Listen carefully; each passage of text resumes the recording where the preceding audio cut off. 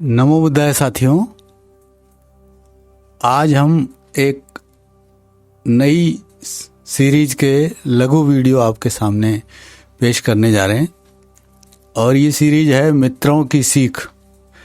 भगवान तथागत सम्यक संबुद्ध की शिक्षाएं और उनके जो खास शिष्य हुआ करते थे, उनके जो वचन थे, बुद्ध से जो सीख कर समझ कर जो उन्होंने मानव कल्याण के लिए बताए, उन प्रसंगों को हम थोड़ा सा बताएंगे।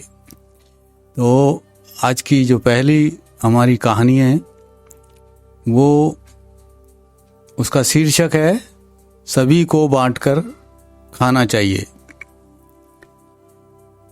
यानी कि जीवन में हम जो भी प्राप्त करते हैं अच्छी चीज़ें, उन अच्छी चीज़ों को सभी के अंदर हमें शेयर करना चाहिए। तो यह कहानी जो है हमारी भगवान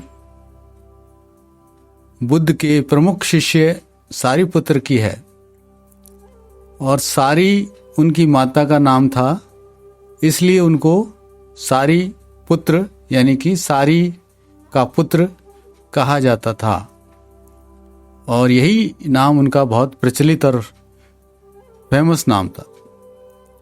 वे आज का जो नालंदा क्षेत्र है, जो प्राचीन काल में भी नालंदा कहलाता था, जो बिहार राज्य के अंतर्गत आता है, वहाँ के वो रहने वाले थे।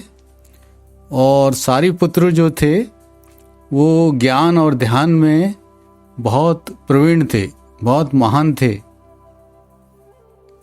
और उनको बुद्ध का जो है दाहिना हाथ भी कहा जाता था।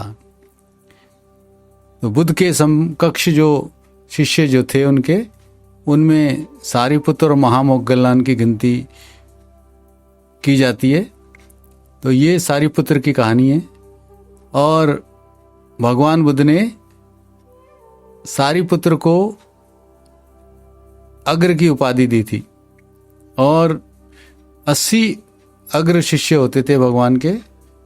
उनमें से सारिपुत्र ध्यान और ज्ञान में प्रवीण थे और प्रवचन करने में बहुत प्रवीण थे। तो आज उन्होंने जो कहा वो एक छोटी सी गाथा आपको सुनाते हैं। पाली भाषा में है। प्राचीन भारत की जो जन भाषा थी वो पाली भाषा के नाम से जानी जाती है। तो उन्होंने कहा, सचे में उपनामेन्ति यथा लद्धं तपस्सिनो सब्बे ते विभज्यत्वा ततो भुंजामि भोजनं।